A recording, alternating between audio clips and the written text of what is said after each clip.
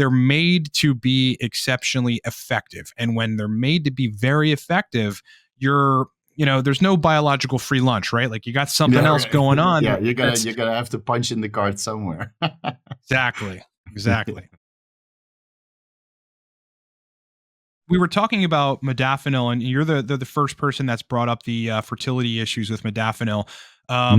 First of all, what did you expose or pull out was the primary mechanism of action there? I mean, is it fussing with the Sertoli cells at some level? What is it doing?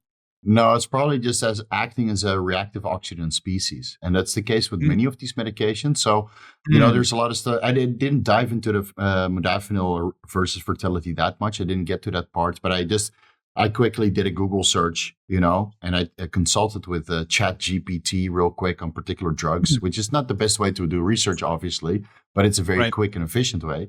And then, I listed all the drugs I was taking to see if they have a negative effect on fertility. Then you run that quickly through PubMed and Science Direct and Google Scholar, and you read the abstracts.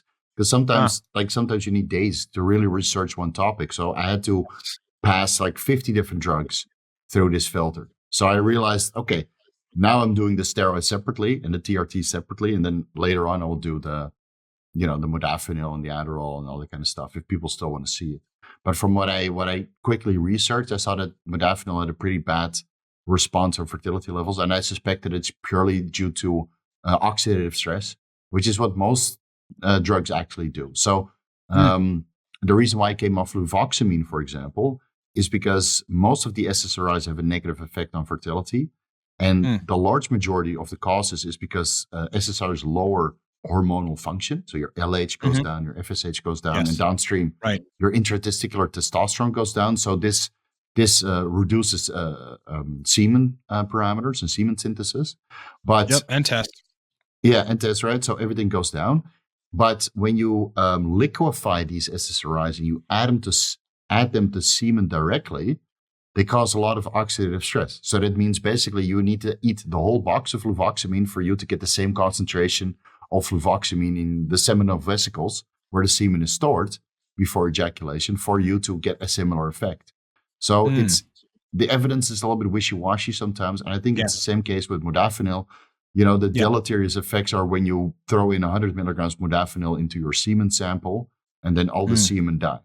Now, but you will never get such a high concentration, again. So I can't say it with conclusive conviction that it's super bad, but from the quick research that I've done, it's probably not the best way to do it. So I came off of it, and now I'm on copious amounts of L-tyrosine, and I'm still cognitive. I love that. I love that. Yeah, you bring up a good point about it's like the difference between modafinil being like sitting at cells versus you administering it. But I think you have enough information there if your focus is fertility to just step back a little bit, right? And to further research it more. And if you're taking modafinil to not take it, like, I've talked about modafinil for many years because look, it's helped me do a lot of things, in the earlier stages of building my previous company, I was taking modafinil a lot, and I was running 16, 17-hour days with this technology company. And that's like what led me into building the Cortex stack and the Torque stack, our other nootropic stacks, because I'm like, well, I want something alternative. Like I'd like to not be taking modafinil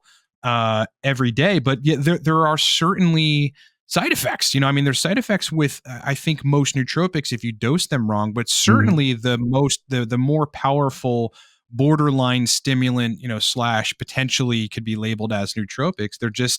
They're made to be exceptionally effective. And when they're made to be very effective, there's no biological free lunch, right? Like you got something else going on. Yeah, you're gonna have to punch in the card somewhere. Exactly.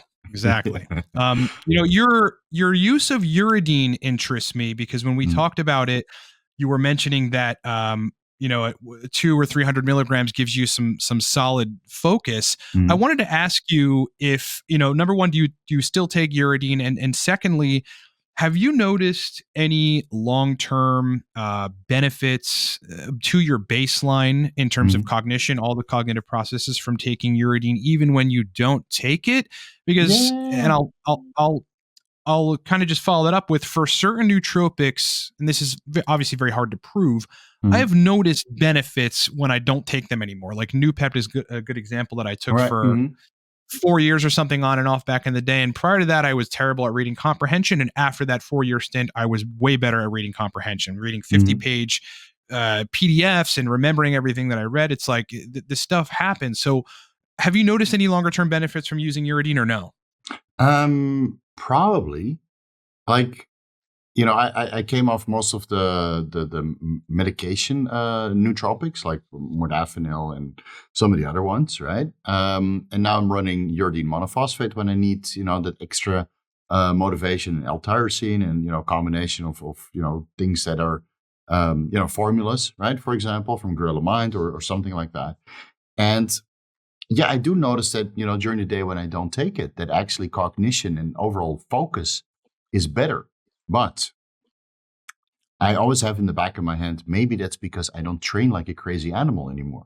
Yeah, right. Could be. Because I used to be the king of the gym. Like maybe when you see me now, you wouldn't say that. But a couple of years ago, when I was like full-time bodybuilding, dude, I would literally destroy the gym and max out all the machines and mix out all the weights and then put chains around everything because it wasn't heavy enough. And that would be my 2 hours of fun. And then I could come home and I would literally be a zombie. And I'd have to take Modafinil because there were no alternatives. I'd have to take Modafinil just to get some sort of productivity done. And now that I'm more into the entrepreneurship and managing the YouTube channel, I got too much going on to really train that way anymore. I noticed that my cognition is certainly a lot better. And of course, I've shifted to nootropics like uridine monophosphate and L-tyrosine, a little bit of L-theanine and ginkgo biloba, and all these little teacrine, all these little things to kind of take low dose, but in combination to get maximum benefits of all of them together. And even when I don't take them, I feel certainly a lot clearer, mentally. But I think it's partially because I took cerebrolysine, and partially because I took Semax for quite a long time, and I took an SSRI for almost a year, so that's a decent amount of neurogenesis. And now, now that I'm off of all of that, I would say that maybe the uridine monophosphate contributes to that, but how much on a scale from 1 to 100? Man, it's so hard to quantify because I experimented and took so many things, to improve my cognition over the last couple of years.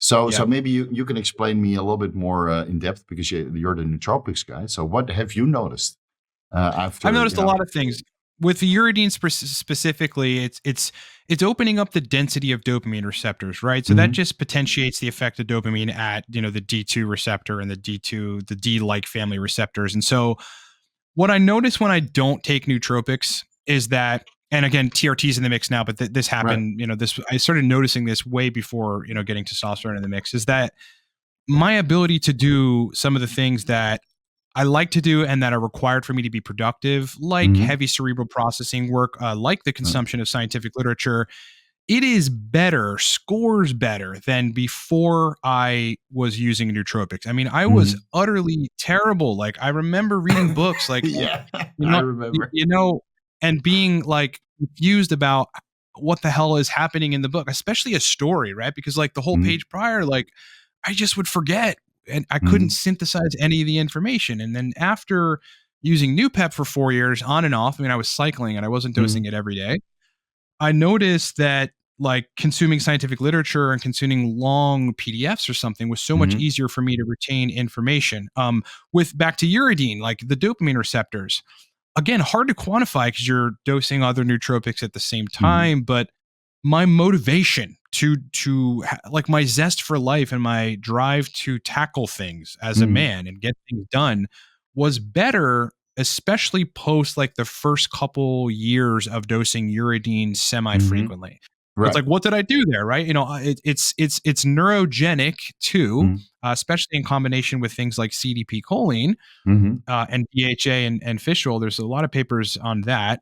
But at the same time, this whole dopamine receptor thing and dopamine signaling optimization, it's like I would wager that I made some positive, created some sort of positive environment where that whole system is just functioning better. And like there are days, again, pre-TRT that I don't take nootropics and I'm like, I feel my brain is working awesome.